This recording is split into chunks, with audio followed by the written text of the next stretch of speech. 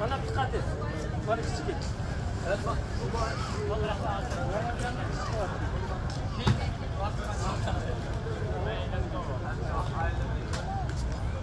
Bana tutar sen. Bana basın.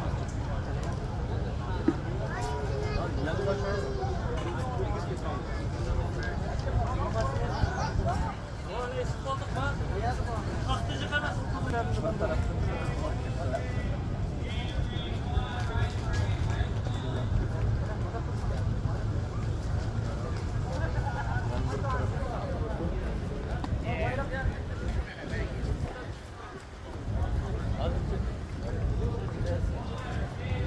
Ağzım oldu.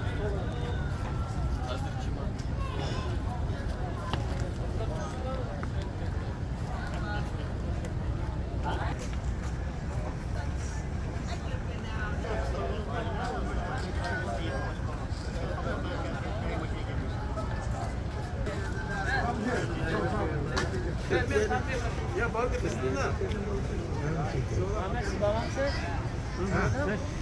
Doktor durun kesin. Kilolar. Kilolar merak etme.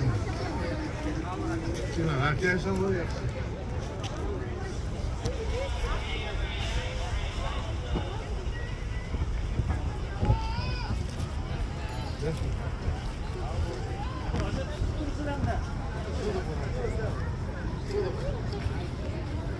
Sattık. Yine topraklarımızdan yüz yürüdük. Ve köp sondaki kişiler bu türlü sözleşke cüret kılmaydı, kımıl bilmeydi. Kandakisi bundak olsun. Lakin ben sizden sorayım. Hazır vatanınızın ahval kandak. Aileniz bu yerde, o yerde, aileniz o yerde beter mi? Danışman Yahudi Ustaz Munda etkan. İşini tamamlaş.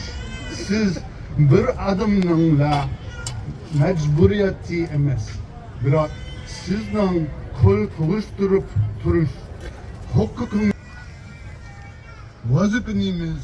vazifamizni ado qiladigan vaqt yetib keldi. Vatanni qutqizish faqat sizning